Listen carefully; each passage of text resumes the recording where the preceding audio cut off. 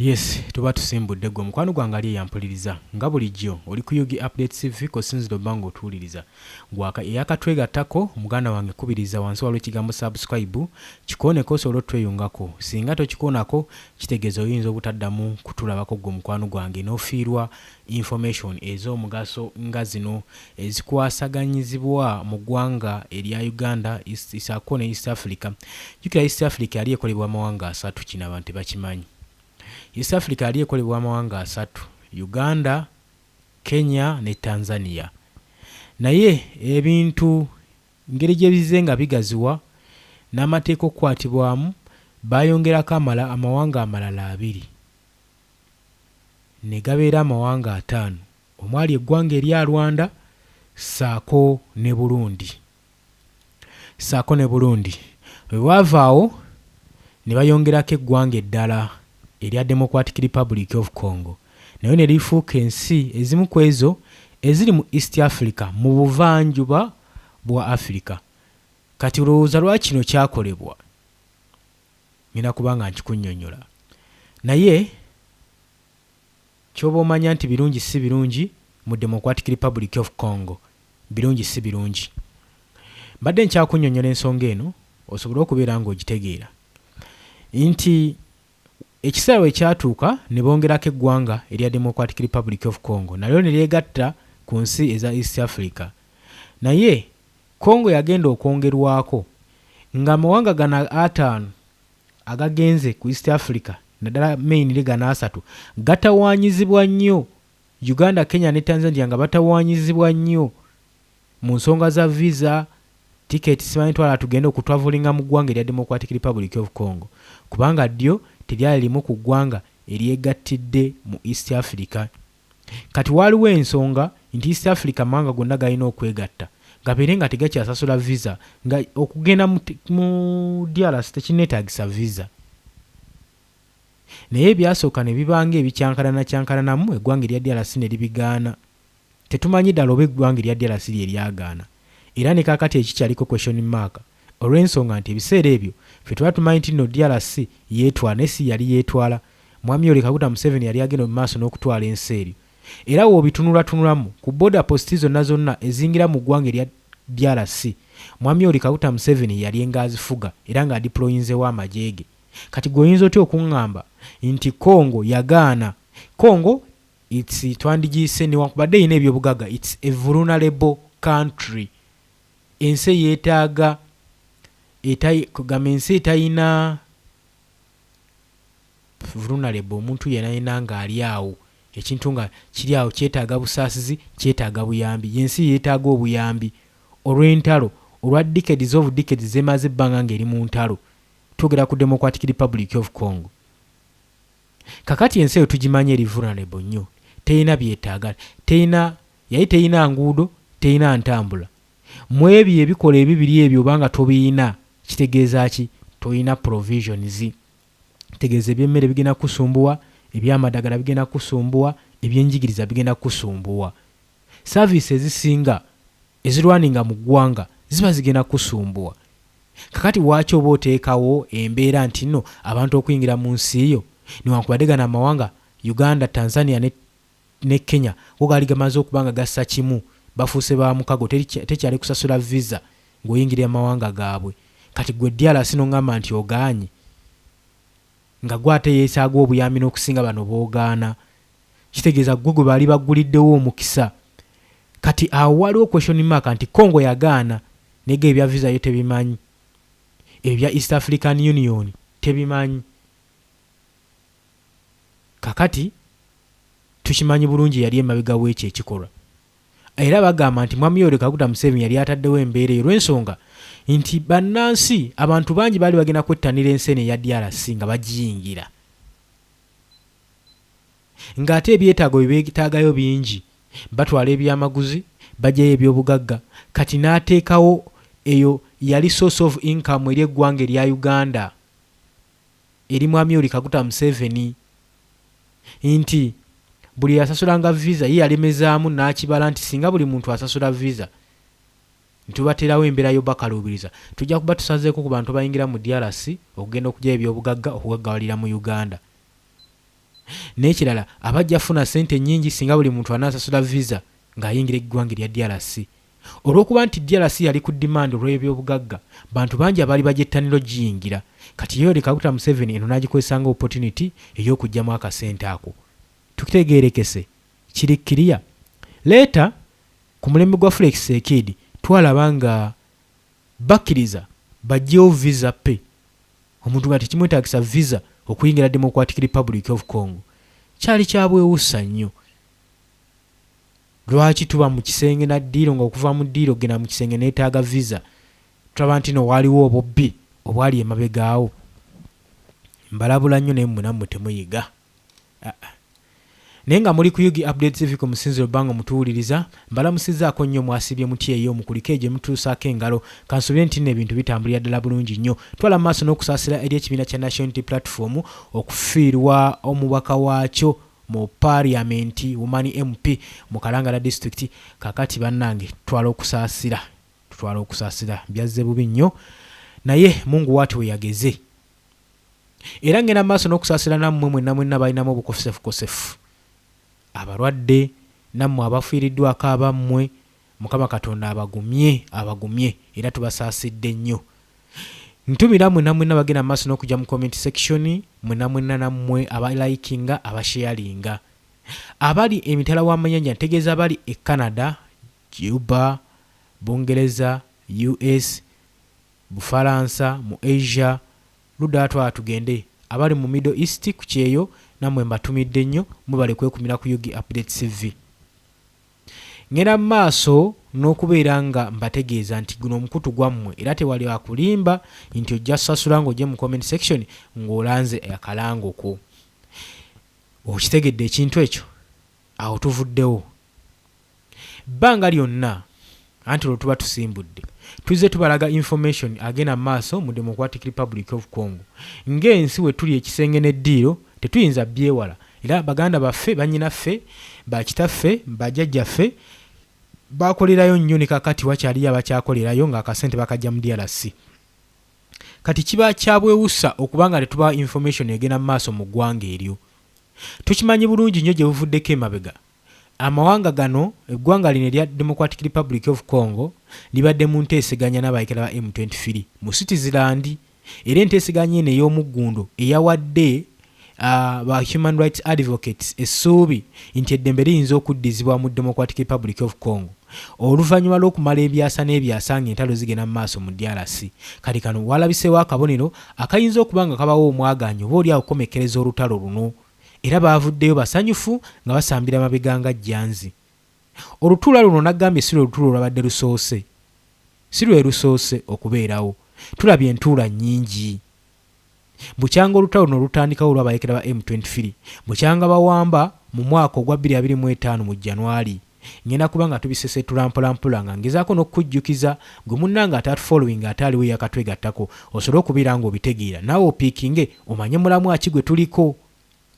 Tuleme kutwala kantindiggwa ng'omusezi alamuza essowaani ng'ate munnaye bye tukuvunaana tobimanyiddeko mayitire nga tobikusibako. Tetwagala kusibako information nga tobimanyi. Munnange gwe yakatweyungako gy'otaali nga tugenda mu maaso n'okusesetula nga tubawa information eno kuva mu mwaka gwa 2025. By'otaamanya abayeekera ba M23 ngeno coalition era nga ba allies erimu obubinja obw'enjawulo beegattira wamu ne bakwatagana ne bagenda ne balumba eggwanga erya Democratic Republic of Congo omwaka gwe twogerako mu January wa 2025, era ne basalako ebibuga wabindaba 2 ekyali ekikulu ekya Goma, Bukavu saako ne airport eya Buvuma. Olutalo lwagenda maaso n'okunyiitirira, emmundu yatokosebwa. Enkumi n'enkumi z'abantu batugamba okusinza ku kitongole ekya United Nations nti thousands of people were displaced.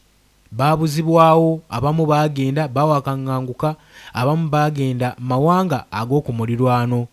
Era okubeera n'obutuuze oba okubeera ne residence mu ggwanga erya DRC naddala mu Eastern Regions kizibu mu ensangi zino, era abo abakyaliyo batunda mwoyo ng'onkeka emira ensanafu okubanga bakyasiisiddeyo nga bali mu maka gaabwe ge baazimba.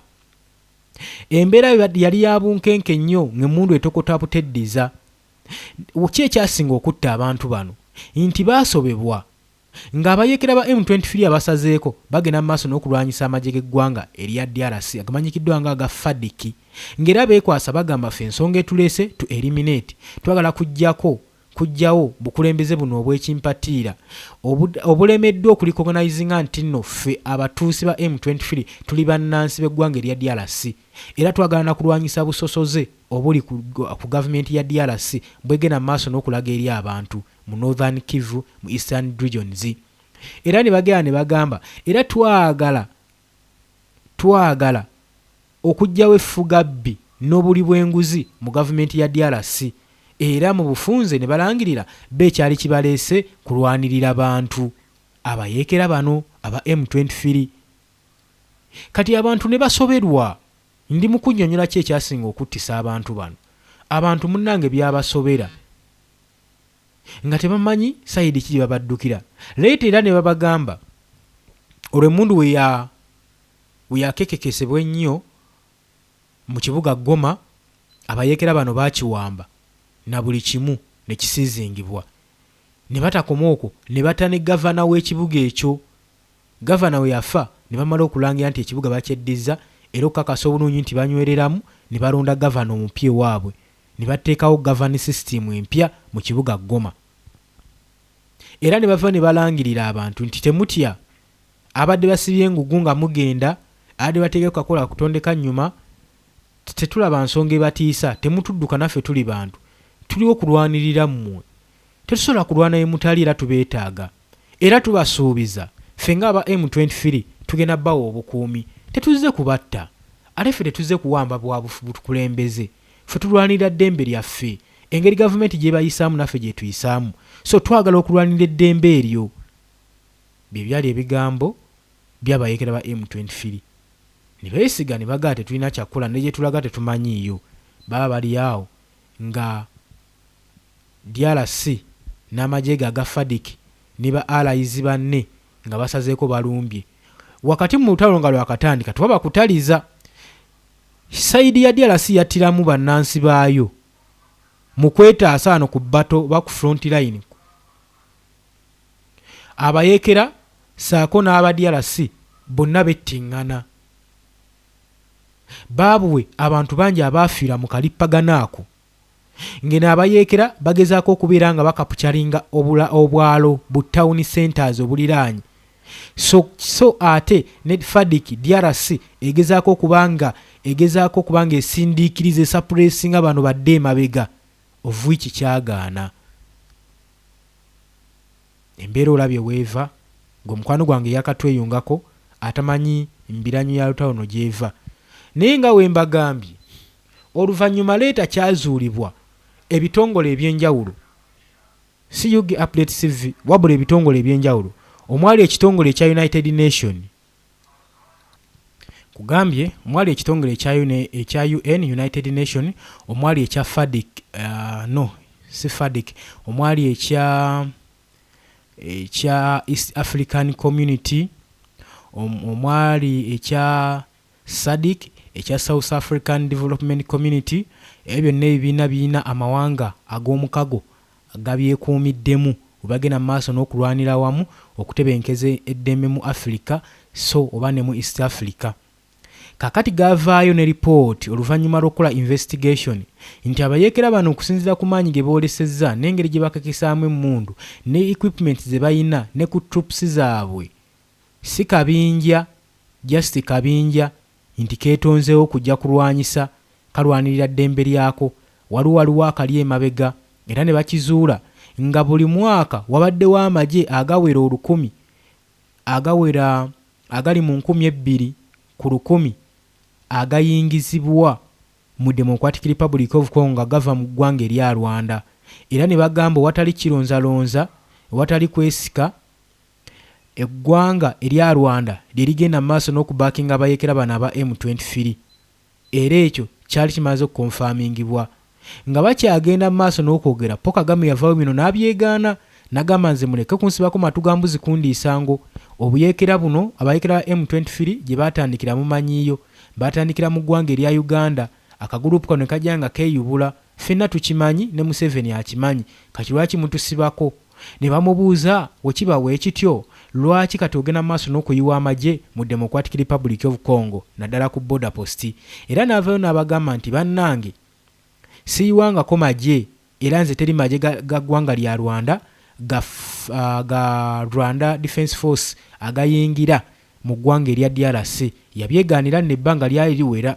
Leeta ng'obujulizi bumaze okudiscoveringa nga batandise okubeera nga bamuteekako sanctions z'envumbo, yavaayo n'agamba kale newankubadde amagye gange gayiibwa mu DRC naye mwali mumbuuzizaako ensonga lwaki ngateekayo, agamba nze nteekayo bukuumi kuuma ggwanga lyange obutaddizibwa mu lutalo olwaliwo mu Rwanda genocide ya 1994. Agamba nti nakizuula nti Felix Tshisekedi omukulembeze w'eggwanga erya DRC agenda maaso n'okukolagana ne ba militants abahutu abagenda maaso n'okuddukira mu bibira bya DRC abaali batigomya eggwanga lyange erya Rwanda. Kakati agamba nange ndi eyo kubafufuggaza era kyolaba ntaddewo security, era ye n'agamba those are security measures. Ngezaako kutangira butujju, ngezaako kutangira genocide ereme kuddizibwa mu bantu bange aba Rwanda. Bibyali ebigambo bya Paul Kagame. Kati gwe munnange atamanyi ntawuno gye lwatandikira, atamanyi gye tuvudde, kansubire nti nno sikoze bubi. Naye nga nyongera okujjukiza nti oli ku Yugi Update Civic Sinzo bango otuwuliriza.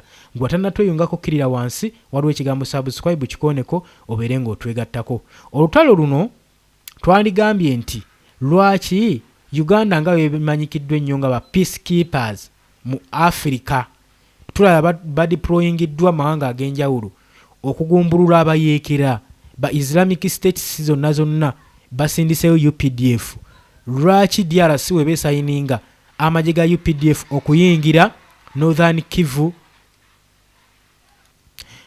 Kivu, Ituri, Uvira, lwaki tebadeployinga ne bagenda mu Eastern DRC ne bagenda maaso n'okulwanyisa abayeekera bana ba M23? Bano baali tebasobola kulwanagana kubanga bano batuusi bannaabwe abava mu ggwanga erya Rwanda kuba kyali kimaze okuzuuka. Era ekyo kyakonfaminga kubanga bano Paul Kagame ne Museveni ba mukago banywanyi nnyo bassa mu kimu. Era tewaali nsonga waki tulaba nti Museveni tasabangako kugenda kuyambako DRC kulwanyisa abayeekera naba M23 lwa nsonga bakimanyi nti bano ababiri bali mu lukwe okuteekawo akabenja kana ka M23. Imbu olw'ensonga nti nno bano baali batusi abagenda maaso n'okulwanira mu Democratic Republic of Congo. Kitegeeza Museveni yali akimanyi nga ne Paul Kagame akimanyi, talina ng'eki gye beerwanyisaamu era baasirika wecce. Ensonga bakoze eki? Ensonga bagimanyi. Weewuunye nnyo tulandaze nnyo ng'ensonga eyandeese sinnagyogerako, wabula ensonga omulamwa gwe tuliko nti eggwanga erya Democratic Republic of Congo ligenda maaso n'okulumiriza abayeekera ba M23 okubeera nga bazzeemu okukola obulumbaganyi obuliddeedire mu nkambi zaabwe kyokka nga baakava mu peace talks mu Switzerland. Gwe tulaba nga kyewuunyisa kyokka n'abayeekera bano juzi baavuliyo ne bagamba DRC tetutegera byekola, kirabika eyagala kuviolatinga peace talks ezibadde mu Switzerland, batukozeeko obulumbaganyi. Kati alumbagana munne tannategeerekeka era bikyatusobedde, wabula bwe batutunuulidde wano obujulizi bwe twakafuna bulaga nti nno eggwanga erya DRC lirumiriza ddala nga lirina n'obukakafu nti abayeekera bana ba M23 bazeemu ne bakola obulumbaganyi ku ggwanga erya DRC mu nkambi zaabwe mu territories. Naye nga we nkugambye nti baakizuula nti Rwanda yegenda mu maaso n'okubaakinga abayeekera bano. Kati buli nteeseganya samiti ezibaddewo okuva eri mu Dar es Salaam, wuuyo mu Togo, wuuyo mu Kata, wuuyo mu Goma, abayeekera bano badde tebazibeeramu. Kati zino zonna ze babaddemu kyokka ate bakoze ensobi Paul Kagame nga taliiyo, Rwanda badde teziriimu, kyokka nga yenkizi ey'olutalo luno. Yenkizi ey'olutalo luno. Kati ndowooza ensobi olaba weegenda mu maaso n'okubanga eva lwaki olutalo luganye okuggwa. Ndowooza Paul Kagame tayinza kuwanika mu lutalo luno, tebakulimba newankubadde wabaddewo enteeseganya kubanga nakugambye nti takyalina kwayimiridde kwasinziira okuggyako mu Congo ebirombe by'obugagga bya zaabu bya coltan cobalt byayimiriddeko kubanga sustaining eggwanga lye kubanga eno abasajja bazungu bamusanctioninze ne assets zaabwe zonna tebakyafuna foreign aids kuva mu mawanga amalala babagobye mu missions ez'enjawulo mu za UN operations ez'enjawulo amagye ga Rwanda gagobeddwa kati basigadde beekutte ku bisubi DRC ke kasuwa ke basigazza bagamba twefuga ekitundu ekyo tukeyiminge nti kyaffe naffe tubeeko kye tufunza eggwanga lyaffe terigenda kubeera nga lidaaga ekonomi yaffe tegenda kusereba ng'ate ekyokukola tukimanyi DRC kakati n'olw'ensonga eyo DRC wevayo nekugamba nti twewuunyizza okuva mu nteeseganya mu Switzerland kyokka ate abayeekera bana ba M23 mazima ddala ne batukolako obulumbaganyi ekintu kye babadde tebasuubira era nga n'obujulizi babuyina obulaga abasajja bano nga bagenda mu maaso n'okuba nga bakola obuyeekera era DRC weba erumiriza abayeekera bana M23 tegamba M23 egamba aba M23 Rwandanese army ku Sunday yakola deadly attack netukolako obulumbaganyi mu position zaffe mu Eastern Democratic Republic of Congo kyokka nga twakava mu Switzerland era okusinzira ku bulumbaganyi okusinzira ku byagenda mu maaso mu kuteeseganya wandigambye nti obulumbaganyi no tebwandibaddewo Congo sako ne M23 oluvannyuma lw'okubanga bagenda mu maaso n'okuteeseganya mu kata olunaku olwokutaano nga batudde mu Switzerland nga bamaze okubanga balilocatingibwa okuva mu Doha okuva mu Middle East olw'ensonga nti olutalo lwali lugenda mu maaso zalina tula n'oluteeseganya eno meeting yalina kubeerawo mu Middle East naye olw'okuba olutalo lwali lugenda mu maaso mu Middle East baasalawo ne balutwala mu Switzerland mu Europe era waaliwo nnyo akavuvungano ako ke naggambye ng'ate beesanze nga DRC yeetaaga okwogera n'abayeekera naba M23 kyokka ate nga DRC yeyina okulinuwalingira bano abamu ku bakulembeze mu M23 passports zaabwe nga DRC aganye Flexkid aganye naye yakikola lwa mpaka kubanga enteeseganya zino yali asinga zeetaaga kakati ku nteeseganya Congo n'abayeekera bano bakkaanya okuliriisinga ba prisoners of war mu nnaku 10 zokka bweziti era ne benshuwalinga ne movements zaabwe n'okuuma eddembe ly'obuntu okusinziira ku statement naye ku Sunday amagye gagamba aba M23 ne ba coalitions be bakola deadly attack nga bakozesa drones ku lunaku lwa Saturday ekawungeezi nga bakozesa drones ne bateeka obulumbaganyi bakola obulumbaganyi obw'enjawulo gwe mukwano gwange ali eyampuliriza era okukakkana ng'abantu bangi bakafiiriddemu mbu baatagetinga position mu Southern Kivu, Mikenge, saako ne Kakenge localities ne areas ezaalimu ba civilians ku point 0 bazirumba era points indicatinga nti ba civilians bana be baafiiramu saako n'abalala 8 abagenda nga balina ebisago bafootya abakyala basinga n'abaana kigambibwa basinga okulumizibwa era kigamba tewaliwo immediate reaction okuva mu ggwanga erya Rwanda naye abayeekera ba M23 ne Kinshasa bagamba nti violation eno yali teyeetaagisa oluvannyuma lw'okubanga baakava mu nteeseganya nga basazeewo okusiizinga fire era eno ceasefire ya proposingibwa na Angola mu February mu mwaka guno nga bagamba olutalo luno lulina okukomekkerezebwa. Abantu bangi abagenda mu maaso n'okubeera nga bafiira mu lutalo luno, so nga bo bataddewo embeera nti olutalo luno lukomekkerezebwe. After all, buli omu kyafunyemu akoze eki akifunye. Naye wa olw'okuba nagambye nti waliwo omuntu ow'emabega agenda maaso n'okufunamu bulumbaganyi buno. Ku post US gye yapostinze ku social media ku Sunday, Lawrence Kanyuka onono nga ye mwogezi spokesperson wa M23 akiriminga agamba Kinshasa. Mu bigambo byagambye watyo, Kinshasa had shelled Mingi and its surroundings mu Masisi territories, nti Kinshasa yasalako ebitundu ebya miti mingi saako ne Masisi territories nazo nezaali zeetolodde nga bakozesa SCH-4 drone nga bagenda maaso n'okubeera nga balumiriza, bakola material damage, bakozinga ebintu bingi nnyo saako ne ba civilians okubeera nga babateeka mu danger population mu DRC ne bagenda maaso n'okuba nga bagisaanyaawo. Eyo nno claim eva mbayeekera bano aba M23 rebels babadde center mu conflicts ezigenda maaso mu DRC.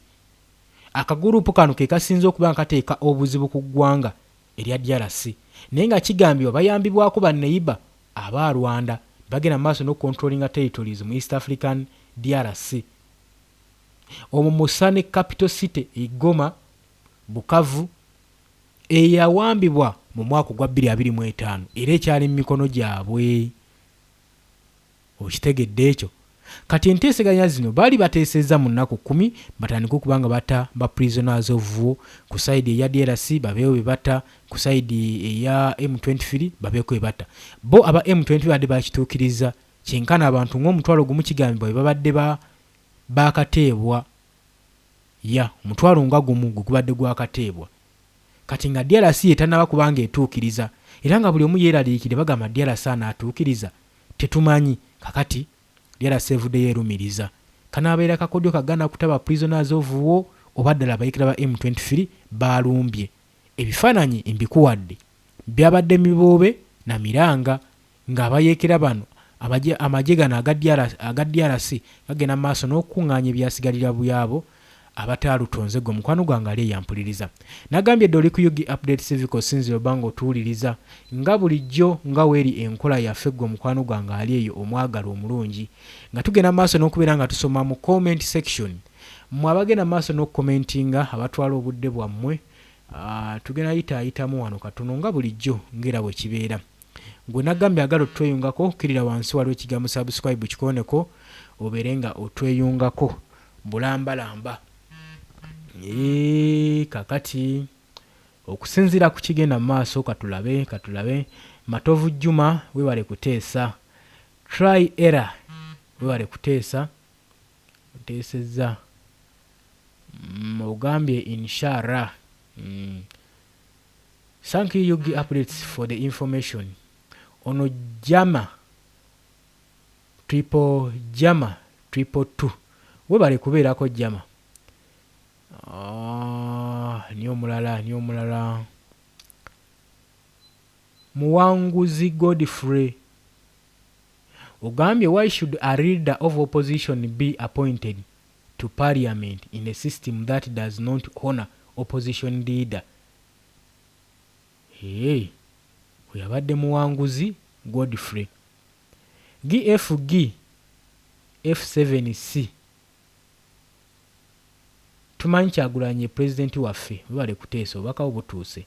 Katusiime Julie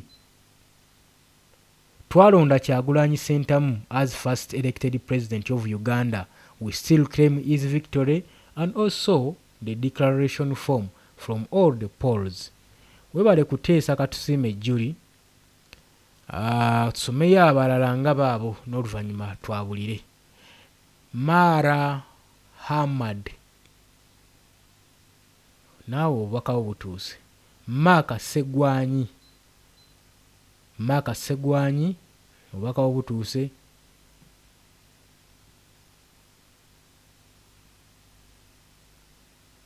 obubaka obutuuse wakubale tebadde tebulina makulu gwe ebintu obiraba kifuula nnenge. Maaka Sseegwanyi Nangobi webale kuteesa obubaka obutuuse. Olw'obudde munzikirize nkomaawo, mbagaliza olunaku olulungi, mwebale kwekumira ku Yugi Update TV, mbagala nnyo, mweraba.